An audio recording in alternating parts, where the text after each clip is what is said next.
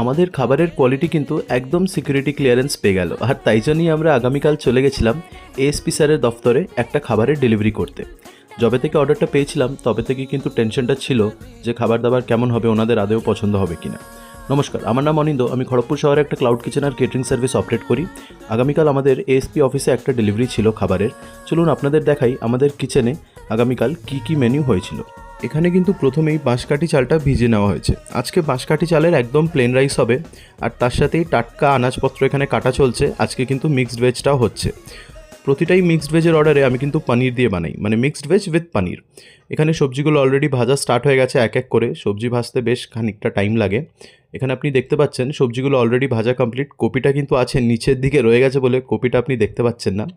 আর আলাদা করে মাছও ভাজা হয়েছিল, বেশ বড় সাইজের কাতলা মাছ ছিল। যারা চিকেন খাবেন না তাদের জন্য কিন্তু কাতলা মাছ হয়েছিল।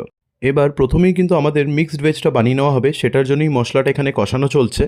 আর মিক্সড ভেজ এখানে আমাদের প্রায় কমপ্লিট হয়ে এসছে। ওপরে কিন্তু বেশ খানিকটা নারকোল পাউডার, গরম মশলা, ঘি সব কিছু দিয়ে মিক্সড ভেজটা নামানো হয়েছিল।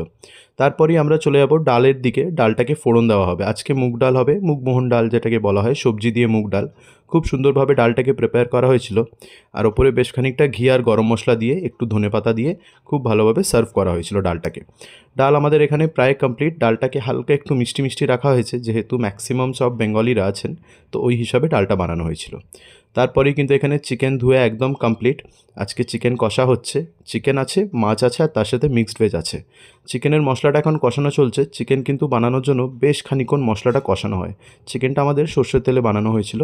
চিকেন কিন্তু একবার মশলায় পড়ে গেলে খুব একটা টাইম লাগে না প্রিপেয়ার হতে। 20 থেকে 25 মিনিটের মধ্যে চিকেন কমপ্লিট। যেহেতু বাল্কে হচ্ছে, সব কিছুই জাঁকে আছে, অনেক কম টাইমে চিকেনটা প্রিপেয়ার হয়ে যায়। আমাদের এখানে চিকেন প্রিপেয়ার হয়ে গেছে, মিক্সড ভেজ হয়ে গেছে, ডাল হয়ে গেছে, আর এবার কিন্তু রাইসটাও বসে যাবে। মাছ এখানে 6 পিস ছিল, আর আমি এক্সট্রা আরও 2 পিস আমার দিক থেকে দিয়ে রেখেছিলাম ভাজা।